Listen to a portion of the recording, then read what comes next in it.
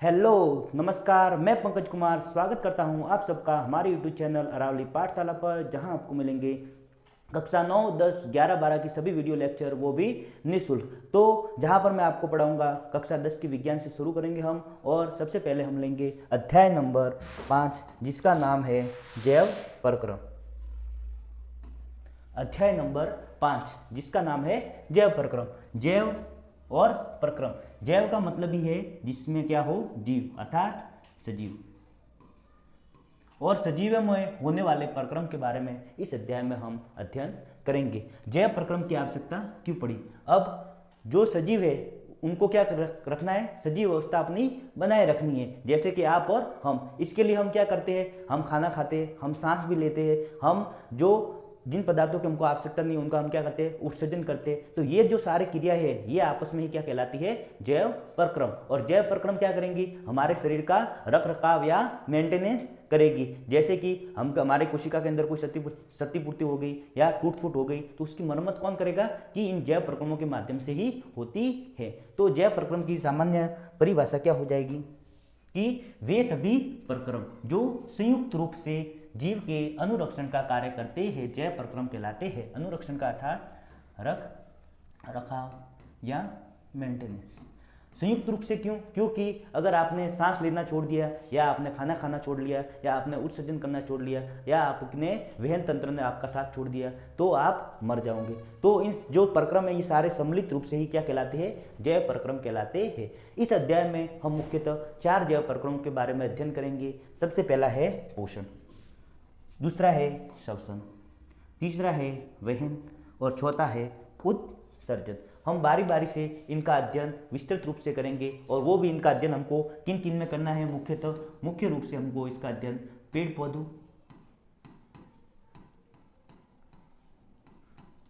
मानव और एक कोशिकीय जीवों में करना है। एक कोशिकीय जीवों में इसका अध्ययन अपन को करना है। सबसे पहले हम शुरू करेंगे पोषण से। क्या होता है पोषण? अब सजीवों को क्या है कि निरंतर ऊर्जा की आवश्यकता होती है। अपने विभिन्न जो कार्य करने हैं उसके लिए सजीवों को ऊर्जा की आवश्यकता होती है, और इस ऊर्जा की आवश्यकता की पूर्ति सजीव किसके माध्यम से करते हैं, भोजन के माध्यम से करते हैं। तो सजीव क्या करते हैं, सबसे पहले भोजन को, किसको, भोजन को अपने शरीर के अंदर ग्रहण अर्थात अंतर्ग्रहण करते हैं। फिर इसको अंतर्ग्रहण करने के बाद क्या होगा कि ये अपने जो बाहर से जो भोज्य पदार्थ ग्रहण किए थे वो कैसे थे, जटिल अवस्था में थे। हमारा शरीर उनको ऐसे कैसे एब्जॉर्ब नहीं कर सकता। इसके लिए क्या होता है, पाचन की प्रक्रिया होती है। अंतर्ग्रहण के बाद क्या होगा, पाचन। क्या होगा, पाचन। और पाचन में क्या होता है, सामान्य पाचन में जो जटिल भोज्य पदार्थ होते हैं वो किसमें बदल जाते हैं, सरल भोज्य पदार्थ, जिसको शरीर अवशोषित कर सके। पाचन हो गया। अब उसके बाद जो हमारा शरीर है वो क्या करेगा, अवशोषण का कार्य करेगा। अवशोषण करेगा और शरीर के विभिन्न भागों में जहाँ जहाँ पर पोषक पदार्थों की आवश्यकता होगी वहाँ पर इनको पहुँचाएगा। तो पाचन के बाद क्या होगा, अंततः अवशोषण। पाचन के बाद क्या होगा, अवशोषण। और अवशोषण के बाद जो भोज्य पदार्थ है इनका उपयोग किस में करेंगे, अवशोषण के बाद इनका उपयोग ऊर्जा प्राप्त करने में, ऊर्जा प्राप्त करने में, और हमारे शरीर का जो अनुरक्षण या रखाव या मरम्मत करने में, अनुरक्षण में। तो किस किस में उपयोग हुआ? पोषण में क्या होता है, सबसे पहले भोजन को ग्रहण किया, ठीक है, उसके बाद उसको पचाया, उसको अवशोषित किया, और अवशोषित करने के बाद उसका उपयोग ऊर्जा के निर्माण में तथा रख रखाव में शरीर के किया गया। तो पोषण की परिभाषा क्या होगी कि भोजन को अंतर्ग्रहण करना, पचे हुए भोजन का अवशोषण करना एवं शरीर के द्वारा अनुरक्षण के लिए इसका उपयोग करना ही पोषण कहलाता है। अब पोषण के आधार पर जो जीवों को हमने 2 भागों में बांटा है। सबसे पहले है स्वपोषी जीव और दूसरा है विषमपोषी जीव। स्वपोषी जीव और विषमपोषी जीव। स्वपोषी जीव देखो, स्वपोषी पोषण में क्या होता है कि जो जीव अपना पोषण स्वयं कर सकते हैं, जैसे कि पेड़ पौधे हैं, जीवाणु है, नीलहरित शैवाल है, ये अपने भोजन का निर्माण स्वयं करते हैं। और ये अपने भोजन का निर्माण स्वयं कैसे, किससे करते हैं, एक प्रकाश संश्लेषण की क्रिया द्वारा अपने भोजन का निर्माण करते हैं। प्रकाश संश्लेषण की क्रिया द्वारा। सामान्य प्रकाश संश्लेषण में क्या होता है, जो ये स्वपोषी होते हैं वो बाहर से किसका, वायुमंडल की कार्बन डाइऑक्साइड और अपनी साथ में जल, इनका उपयोग किसके, सूर्य के प्रकाश की उपस्थिति में, सूर्य के प्रकाश और साथ में जो हरे पेड़ पौधे हैं उनकी पत्तियों में क्लोरोफिल नाम का वर्णक पाया जाता है, उसकी सहायता से, क्लोरोफिल की उपस्थिति में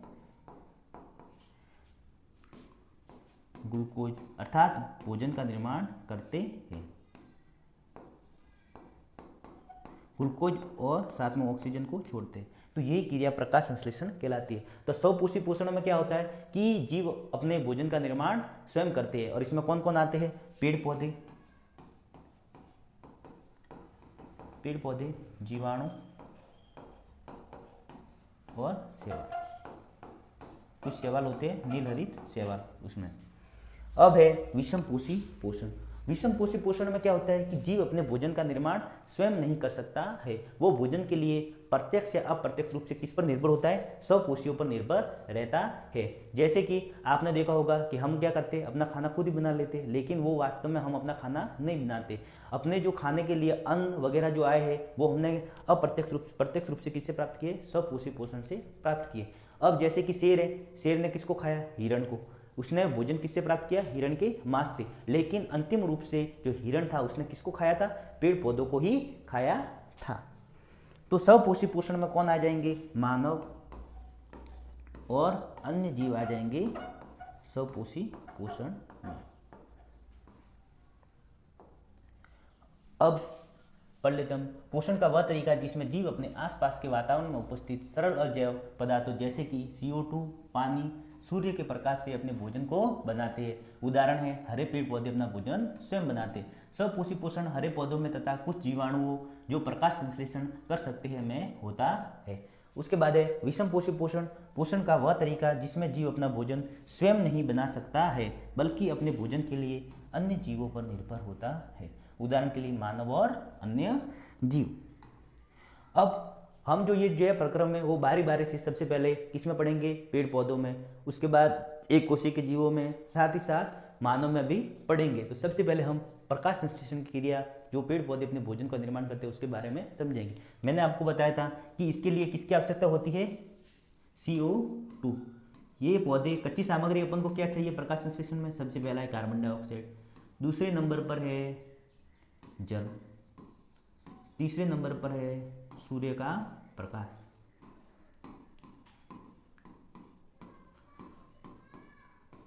चौथे नंबर पर है क्लोरोफिल।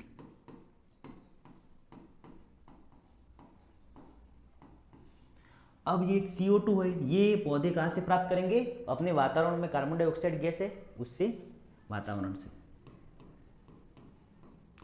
H2O कहाँ से प्राप्त करेंगे, जो पेड़ पौधों की जो जड़ें हैं वो जड़ें क्या करते हैं, जमीन से जल का अवशोषण करती है। तो भूमि से जड़ द्वारा, भूमि से किसके द्वारा, जड़ द्वारा। और सूर्य का प्रकाश सूर्य से ग्रहण करते हैं। और क्लोरोफिल होता है ये एक प्रकार का जो वर्णक है वो कहाँ पर होता है, पेड़ पौधों की पत्तियों में।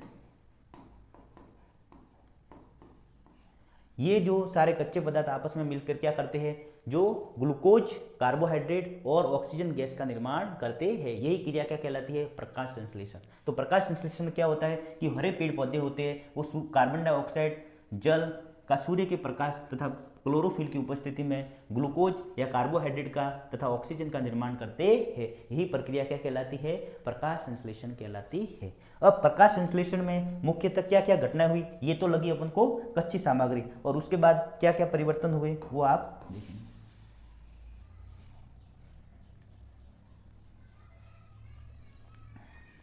प्रकाश संश्लेषण में सबसे पहले क्या हुआ कि सूर्य के प्रकाश में कौन सी ऊर्जा थी, प्रकाश ऊर्जा। कौन सी, प्रकाश ऊर्जा। इस प्रकाश ऊर्जा का रूपांतरण किसमें हो गया, रासायनिक ऊर्जा में रूपांतरण हो गया। सूर्य का प्रकाश आ रहा था, इसको किसमें बदल दिया, भोजन में बदल दिया, तो रासायनिक ऊर्जा में हो गया।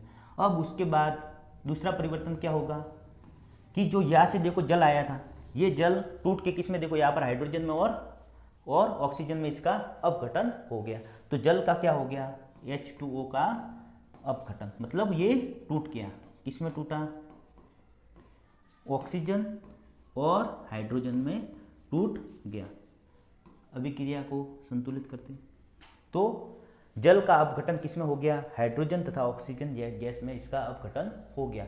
अब उसके बाद है यहाँ पर देखो CO2 है, कार्बन डाइऑक्साइड, ये किसमें बदल गई, कार्बोहाइड्रेट। तो CO2 का क्या हो गया, अपचयन। अपचयन उपचयन अभिक्रिया है, ये सब हम पहले अध्याय में अपन पढ़ेंगे। अपचयन होकर किसमें बदल गया, ये कार्बोहाइड्रेट अर्थात ग्लूकोज में बदल गया। तो कौन कौन से परिवर्तन हुए, प्रकाश ऊर्जा रासायनिक ऊर्जा में बदली, H2O जल है उसका अपघटन किसमें हो गया, ऑक्सीजन और हाइड्रोजन में। उसके बाद है कार्बन डाइऑक्साइड का अपचयन किसमें हुआ, कार्बोहाइड्रेट में अपचयन हुआ।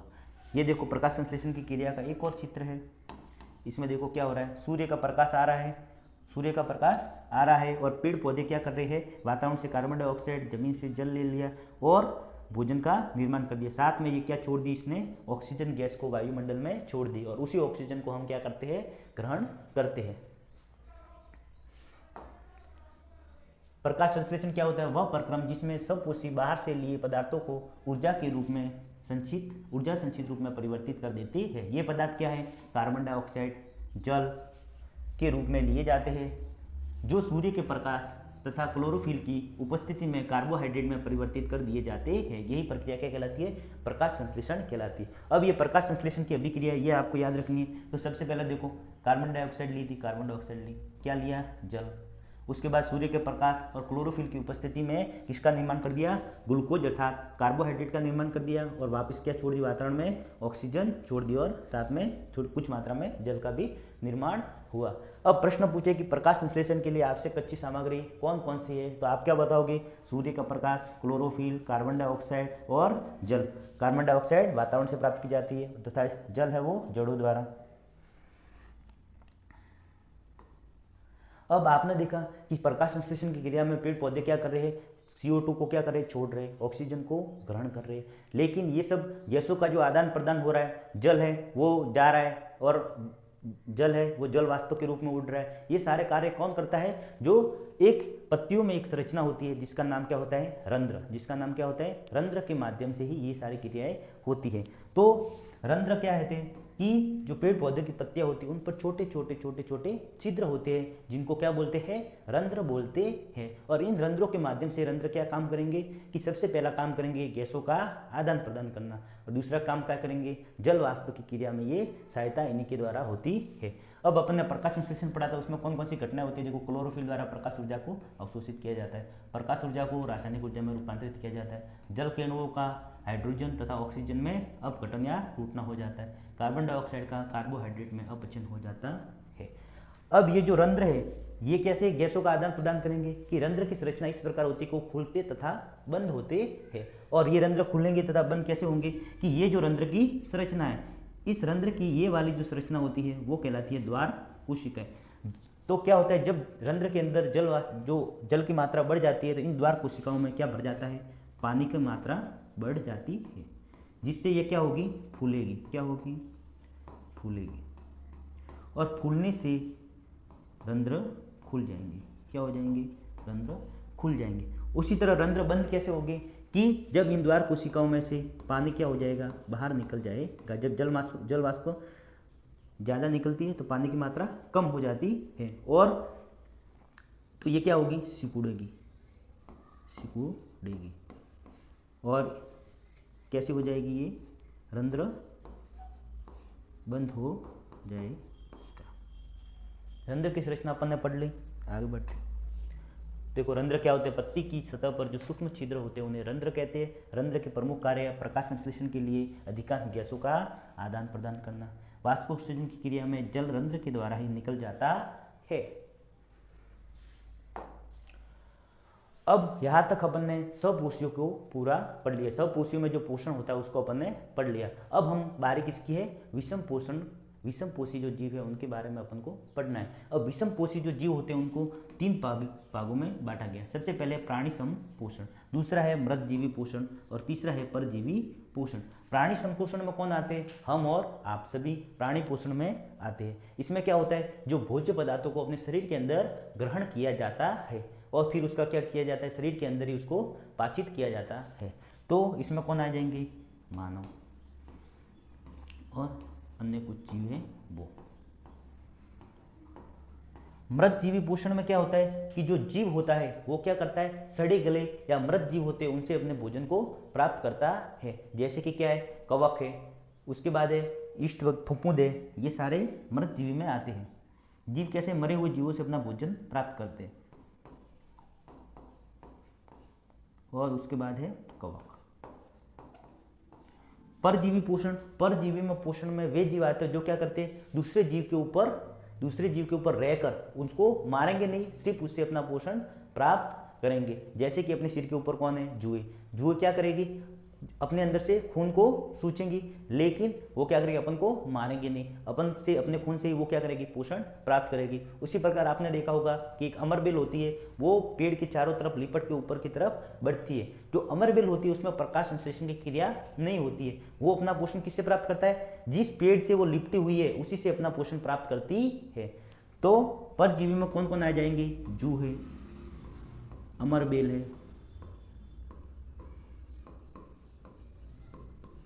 फीता, कर्मी, ये सारे किसके उदाहरण हैं, परजीवी पोषण के उदाहरण हैं। पढ़ लेते हम। सप्राणी संपोषण में इसमें जीव भोज्य पदार्थों का अंतःग्रहण करते हैं, उनका पाचन शरीर के अंदर ही होता है। उदाहरण है अमीबा, मानव। मृतजीवी पोषण, मृतजीवी अपना भोजन मृत जीवों के शरीर व सड़े गले कार्बनिक पदार्थों से प्राप्त करते हैं। उदाहरण है फफूंदी और कवक। परजीवी पोषण में क्या होता है, अन्य जीवों के शरीर के अंदर या बाहर रहकर उनको बिना मारे उनसे अपना पोषण प्राप्त करते हैं। उदाहरण के लिए अमरबेल, जू और फीता, कर्मी। अब हम अमीबा में पोषण को पढ़ेंगे। एक कोशिकीय जीव अमीबा में हम पोषण को पढ़ेंगे। ये जो अमीबा है वो कैसा जीव है, एक कोशिकीय जीव है।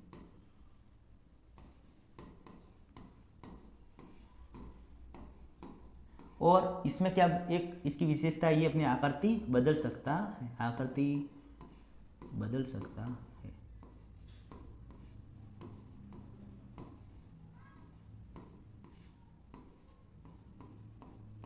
आकृति बदलेगा तो क्या करेगा, जब इसके पास कोई भी खाद्य कण आता है तो ये अपनी आकृति इस प्रकार से बना देता है कि एक छोटे से गड्ढे के समान, जिसको क्या बोलते हैं, पादाब या कटुपाद आकृति बना देता है। और जब ये खाद्य कण इसके बीच में आ जाता है तो ये अपनी पहले वाली सामान्य अवस्था में आ जाता है और अपने अंदर एक खाद्य रिक्तिका का निर्माण करेगा और उसी में उस जो जीव है उसका क्या करेगा, पाचन करेगा। बाद में जो जीव अपच भोजन है, जिसका पाचन नहीं हुआ है, उसको अपने शरीर से धीरे धीरे वापस ऐसे ही बाहर निकाल देगा। देखो ये खाद्य पदार्थ आ रहा है, अमीबा ने क्या किया, इसके पास आ गया और पादाब या कटुपाद आकृति को बनाया। उसके बाद इसने अपने अंदर खाद्य रिक्तिका का निर्माण किया और इसका पाचन कर दिया। उसके बाद अपच जो बिना पचा हुआ है उसको शरीर से बाहर निकाल दिया। यही क्या है, अमीबा में पाचन।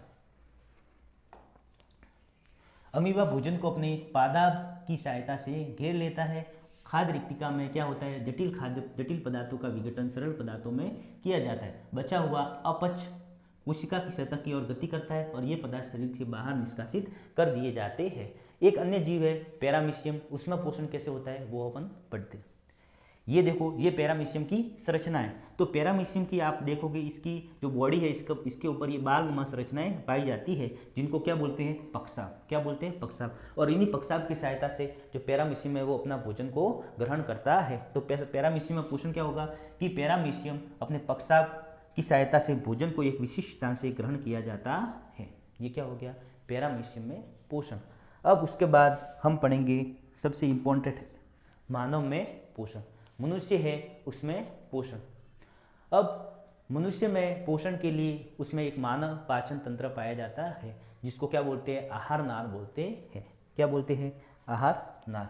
मनुष्य में पाचन के लिए मानव पाचन तंत्र,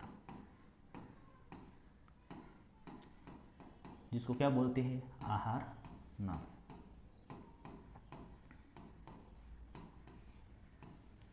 ये जो आहार नाल होता है वो मुख से लेकर कहाँ तक, गुदा तक एक लंबी नलिका होती है। गुदा तक एक लंबी नलिका होती है और इसी में क्या होता है, भोजन का पाचन होता है। तो अब मानव पाचन तंत्र को हम सामान्य ऐसे बना देंगे। सबसे पहले ये वाला भाग है मुख। तो सबसे पहले खाना कहाँ पर जाएगा, हम मुख के द्वारा भोजन को अंतर्ग्रहण करते हैं। उसके बाद मुख के अंदर विभिन्न संरचना होती है। क्या क्या होती है, सबसे पहले दांत होते हैं मुख के अंदर, उसके बाद क्या होती है, जीभ, उसके बाद लार ग्रंथियाँ होती हैं। ये सारी चीज़ें कहाँ पर होती है, मुख के अंदर होती है। उसके बाद मुख आगे जाके यहाँ पर अपने ग्रसनी वाले भाग में खुलता है। यहाँ पर नासाद्वार वाला भाग आता है और यहीं पर एक घंटी नुमा संरचना होती है। अपने यहाँ पर एक घंटी नुमा संरचना होती है जिसको क्या बोलते हैं, युगला। क्या बोलते हैं, युगला। ये जो युगला है वो क्या करेगा कि जब अपन भोजन को निगलते हैं तो अपने आंतरिक नासाद्वार को बंद कर देता है। इसीलिए तो हम जब खाने को निगलते हैं तो अपन सांस नहीं ले सकते हैं। जब युगला से आगे भोजन एक लंबी नलिका में प्रवेश करता है जिसको क्या बोलते हैं, ग्रशिका या ग्रासनाल भी इसको बोलते हैं।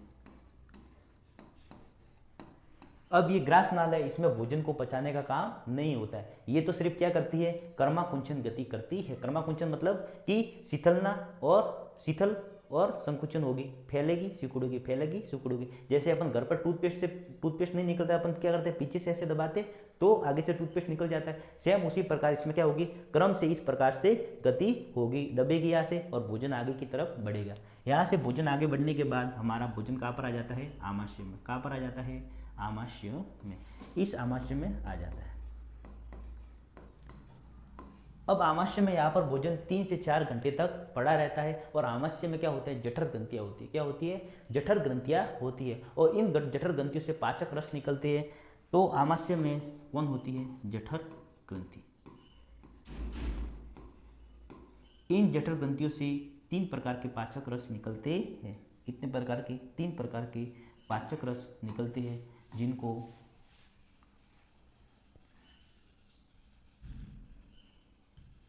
तीन प्रकार के पाचक रस निकलते हैं। सबसे पहला है पेप्सिन, दूसरा है HCl अम्ल या हाइड्रोक्लोरिक अम्ल और तीसरा है श्लेष्मा। अब ये जो HCl अम्ल है ये क्या करेगा, ये एक बहुत ही ज़्यादा तीव्र अम्ल है। ये क्या करेगा, जो भोजन है उसको अम्लीय माध्यम प्रदान करेगा, पूरा भोजन को अम्लीय माध्यम प्रदान करेगा और पूरे भोजन को सड़ा गला देता है। और ये जो पेप्सिन है ये क्या है, एक प्रकार का एंजाइम है। क्या है, एंजाइम है और जो किसका पाचन करता है, प्रोटीन का पाचन करता है। किसका पाचन करता है, प्रोटीन का पाचन करता है। और ये जो HCl अम्ल है वही क्या करता है, इस पेप्सिन को क्रिया करने में भी सहायता प्रदान करता है। और ये जो श्लेष्मा है, अपन क्या करते हैं, ये जो HCl अम्ल है वो इतनी ज़्यादा मात्रा में निकलेगा तो कभी कभी आपने देखा होगा अपने पेट में क्या हो जाती है, जलन होने लगती है। तब अपन जाते हैं शॉप पर और इनो और जैसे वो शीशी आती है उसमें क्या होता है, मिल्क ऑफ मैग्नीशिया, वो मेडिकल से लेके आ जाते हैं और क्या करते हैं, उसको पीते हैं तो अपने पेट की जलन शांत हो जाती है। तो जब HCl की अम्ल मात्रा बढ़ जाती है तब हम जो इन पदार्थों का सेवन करते हैं उसको क्या बोलते हैं, प्रति अम्ल, जो अम्ल की सांद्रता को कम कर देते हैं। उसमें क्या होता है, सार होता है। जब अम्ल और सार आपस में मिल जाते हैं तो क्या बन जाता है, लवण, और अपने पेट की आग शांत हो जाती है। अब ये जो HCl अम्ल है वो अपनी जो आमाशय की जो अंदर की ये जो दीवारें हैं इनको नुकसान न पहुंचाए, इसके लिए इस ग्रंथि से जो ये निकलता है श्लेष्मा या म्यूकस, ये क्या करता है, हमारे जो आमाशय है उसके अंदर की दीवार की सुरक्षा करता है, आंतरिक स्तर की रक्षा करता है। अब उसके बाद भोजन कहाँ पर चला जाएगा, अपने यहाँ पर छोटी आंत में चला जाएगा। यहाँ पर इस प्रकार की कुंडली नुमा संरचना होती है जिसको छोटी आंत बोलते हैं। इस छोटी आंत में भोजन चला जाएगा और ये जो छोटी आंत है इसी में भोजन का सर्वाधिक पाचन होता है। सर्वाधिक जो भोजन को पचाने का काम छोटी आंत करती है, और वो क्यों करती है वो अपन देखते हैं।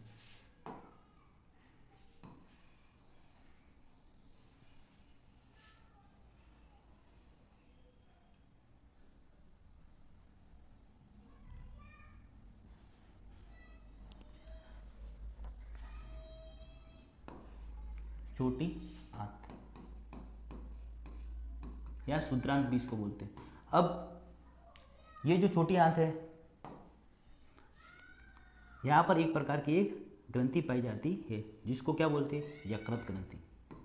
और ये यकृत है वो किसका निर्माण करती है, पीत रस का। किसका, पीत रस का निर्माण करती है। और यहाँ पर एक जो छोटी सी संरचना होती है जिसका नाम है पीताशय, उसको दे देती है। तो पीत रस का निर्माण किसने किया, यकृत ने। और किसने इसका संग्रहण किसने किया, पित्ताशय ने। और ये पित्ताशय से ये सारे रस जाते हुए कहाँ पर आ जाते हैं, छोटी आंत में। तो छोटी आंत में क्या आ गया, सबसे पहले पीत रस। क्या आ गया, पीत रस। और कहाँ से आए, यकृत में बना, पित्ताशय में इकट्ठा हुआ और छोटी आंत में आ गया। फिर यहाँ पर एक और ग्रंथि होती है जिसको बोलते हैं अग्नाशय ग्रंथि। अग्नाशय ग्रंथि, ये अग्नाशय ग्रंथि है। इससे अग्नाशय रस निकलते हैं जिसमें पाचक एंजाइम होते हैं, और वो भी कहाँ पर आ जाते हैं, छोटी आंत में। तो छोटी आंत में और क्या आ गया, अग्नाशय रस। और ये जो छोटी आंत है इसकी जो आंतरिक जो स्तर है उसमें से भी क्या निकलते हैं, एक रस निकलता है जिसको बोलते हैं आत्र रस, और उसमें भी पाचक एंजाइम होते हैं।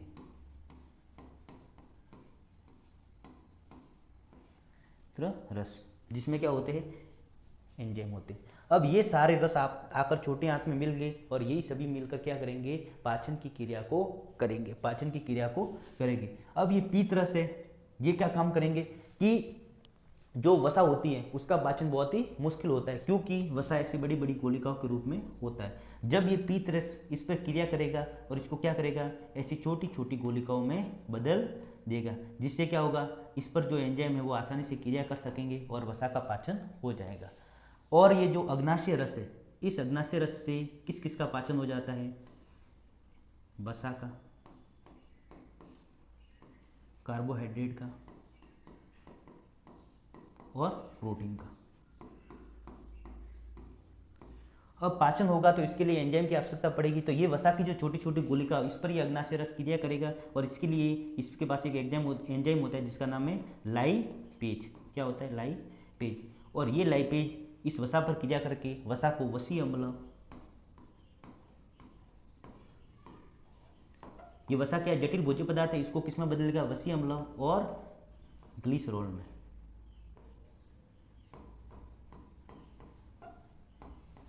ग्लिसरॉल में बदल देगा। और कार्बोहाइड्रेट है, इसका पाचन करने के लिए एमाइलेज, और ये पाचन होकर किस में बन जाएगा, ग्लूकोज में।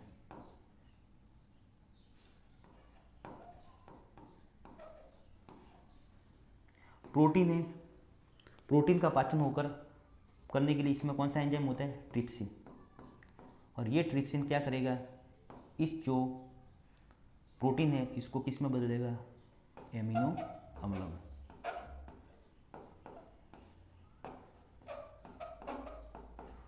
ये सारे तो इसने कार्बोहाइड्रेट, प्रोटीन और वसा तीनों का पाचन कर लिया। अपन ने छोटी क्लासों में भोजन के 6 अवयव पढ़े थे, उसमें से सिर्फ 3 का ही पाचन होता है, प्रोटीन, कार्बोहाइड्रेट और वसा का। बाकी जो जल है, विटामिन है, खनिज लवण है, इनको शरीर अपना ऐसा का ऐसा एब्जॉर्ब कर सकता है। अब उसके बाद यहाँ पर एक जो संरचना होती है, ये जो छोटी आंत से जुड़ी हुई संरचना होती है इसको क्या बोलते हैं, बड़ी आंत बोलते हैं। ये इस प्रकार की जो संरचना होती है इसको क्या बोलते हैं, बड़ी आंत। और बड़ी आंत सिर्फ एक ही काम करेगी, जल का अवशोषण करना, जल का अवशोषण करना। और उसके बाद जो अब बिना पचा हुआ जो भोजन है, जो बिना पचा हुआ भोजन है वो कहाँ पर चला जाएगा, इस गुदा के पास चला जाएगा। और इस गुदा द्वार के द्वारा ही भोजन जो अपशिष्ट पदार्थ है उनका क्या कर दिया जाएगा, त्याग कर दिया जाएगा। इस प्रकार क्या हुआ, पूरा भोजन पच गया। अब जो पचा हुआ भोजन है वो अपने शरीर की कोशिकाओं तक कैसे पहुंचेगा, कि ये जो छोटी आंत है, ये अपन ने छोटी आंत बाहर निकाल दी। ये जो छोटी आंत है इस पर ये उभारनुमा संरचना होती है जिसको क्या बोलते हैं, दीर्घ रोम। क्या बोलते हैं, दीर्घ रोम। इन दीर्घ रोग के माध्यम से क्या होगा, इन जो पोषक जो बचे हुए भोजन है इनको अब ये छोटी आंत अवशोषित करेगी और अपने रक्त में भेज देगी और रक्त के माध्यम से पूरे शरीर में ये पोषक पदार्थ चले जाएंगे। तो इस प्रकार पूरा पाचन तंत्र हो गया। मुख में अपन ने पढ़ा, मुख में सबसे पहले क्या होगी, दांत होंगे, उसके बाद जीभ होगी और लार ग्रंथियाँ। लार ग्रंथि में आप एक लार ग्रंथि का नाम याद रखना जिसका नाम लार ग्रंथि पेराइटिस,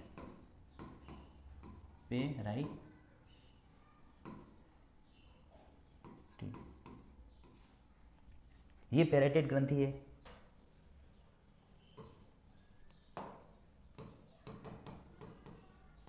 पेराइटेड ग्रंथि, इसके माध्यम इसमें से क्या एमाइलेज एंजाइम निकलता है जो कार्बोहाइड्रेट का पाचन कर लेता है। अब मैं आपको पाचन तंत्र पूरा एक 3D डायग्राम में बताता हूँ।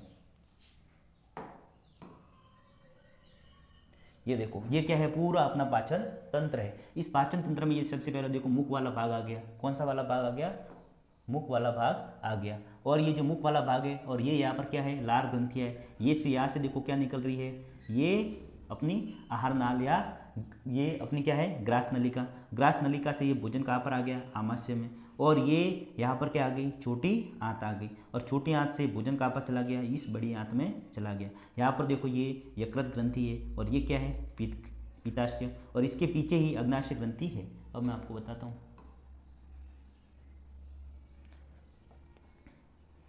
ये अपना पूरा पाचन तंत्र है। अब पीछे की तरफ देखोगे, ये देखो ये रही अग्नाशय ग्रंथि, ये अपना यकृत है। पित्ताशय ये पीछे की तरफ, ये रहा पित्ताशय। ये ग्रंथियां लार ग्रंथियां है। ये जो बड़ी आंत वाला पोर्शन है वो पीछे। आप देखोगे यहाँ पर देखो छोटी आंत है, इसका नाम छोटी आंत इसलिए क्योंकि इसका क्या है, व्यास देखो कम है और बड़ी आंत का व्यास ज़्यादा है। व्यास के आधार पर इनका नाम छोटी आंत और बड़ी आंत रखा है, लेकिन जो लंबाई है वो किसकी बड़ी ज़्यादा होती है, छोटी आंत की ज़्यादा होती है। ये अपने यहाँ पर पाचन तंत्र पूरा होता है। अब हम इसके बाद श्वसन के बारे में पढ़ेंगे। यहाँ पर जो पोषण वाला जय प्रक्रम था वो पूरा हो गया। हम पढ़ेंगे अब श्वसन वाले जय प्रक्रम के बारे में। अब लिखे हुए फॉर्म में हम पढ़ लेते हैं इसको। सबसे पहले भोजन को अपन ने क्या किया था, ग्रहण किया था। उसके बाद उसको पचा दिया था। उसके बाद उसको अवशोषित किया, छोटी आंत के द्वारा अवशोषित किया, फिर स्वांगीकरण किया और अंत में उसको बाहर निकाल दिया। तो ये जो मनुष्य में पोषण के जो पोषण का क्रम है, सबसे पहले भोजन को अंतर्ग्रहण किया, उसके बाद उसको पचाया, अवशोषित किया, स्वांगीकरण किया और उसको शरीर से बाहर निकाल दिया। उसके बाद है आहार नाल, मूल रूप से गुदा तक विस्तृत एक लंबी नली होती है। सबसे भोजन कहाँ पर गया, मुंह में। मुंह में भोजन का अंतर्ग्रहण हो गया। उसके बाद मुंह में कौन थी, दांत। दांत ने भोजन को चबाने का कार्य किया। उसके बाद जीवा। जीवा भोजन को लार के साथ पूरी तरह से मिलाने का काम करती है। और क्या थी, लार ग्रंथियाँ। लार ग्रंथियों से निकलने वाले रस को लार रस या लार कहते हैं, जो स्टार्च, और इसमें एक एंजाइम होता है एमाइलेज एंजाइम, जो स्टार्च को माल्टोज शर्करा में बदल देता है। भोजन कृषिका में मुंह से आमाशय तक भोजन कृषिका की कर्माकुंचन गति के माध्यम से पहुंचता है। आमाशय में क्या होती है, जठर ग्रंथियाँ, जिनसे पेप्सिन एंजाइम, हाइड्रोक्लोरिक अम्ल, श्लेष्मा निकलता है। पेप्सिन होता है वो एक प्रकार का पाचक एंजाइम है, प्रोटीन का पाचन करता है। हाइड्रोक्लोरिक अम्ल अम्लीय माध्यम तैयार करता है जो पेप्सिन की क्रिया में सहायक होती है। श्लेष्मा आमाशय के आंतरिक स्तर की रक्षा करता है। अब आमाशय से भोजन किस में चला जाएगा, छोटी आंत में। किस में जाएगा, छोटी आंत में। ये कहाँ पर आ गया, छोटी आंत में। छोटी आंत में किस किस का पाचन होगा, कार्बोहाइड्रेट, वसा और प्रोटीन का पाचन होगा। कार्बोहाइड्रेट का पाचन होकर क्या बनेगा, ग्लूकोज। वसा का पाचन होगा तो वसा अम्ल और ग्लिसरॉल बनेगा। प्रोटीन का पाचन होगा तो एमिनो अम्ल बनेगा। यकृत से क्या निकलेंगे, अब शुद्रांत में आ गया। शुद्रांत में देखो यकृत से आने वाला अपने पित्तरस पढ़ा था। अग्नाशय से क्या आएगा, इसमें अग्नाशय रस, और ये सभी भी क्या करेंगे, पाचन में क्रिया करेंगे। अब यकृत है उससे निकलेगा पित्तरस, और इस पित्तरस में पित्त लवण होते हैं। ये क्या करेंगे, जो वसा की बड़ी बड़ी गोलियां होती है उनको छोटी छोटी गोलिकाओं में बदल देगा। फिर अग्नाशय रस है, इससे किसका पाचन होगा, प्रोटीन, वसा और स्टार्च का। प्रोटीन का पाचन होगा तो पेप्टोन्स बन जाएगा। वसा का पाचन होगा तो वसा अम्ल, और स्टार्च का पाचन होगा तो ग्लूकोज बन जाएगा। अब पचे हुए भोजन का अवशोषण किससे होता है, दीर्घ रोम के द्वारा जो छोटी आंत में होती है उससे अवशोषण होता है। अवशोषण की सतही क्षेत्रफल बढ़ जाता है और ये क्या करता है, पूरे भोजन को अवशोषित करके रक्त में पहुंचा देता है। वहाँ से बचा हुआ खाद्य पदार्थ कहाँ पर जाएगा, बृहद या बड़ी आंत में, जहाँ पर सिर्फ क्या होता है, जल और विटामिन का अवशोषण होता है। जो बचे हुए वर्ज्य पदार्थ हैं उनको गुदा के द्वारा शरीर से बाहर कर दिया जाता है। इसी के साथ आपका पाचन तंत्र पूरा।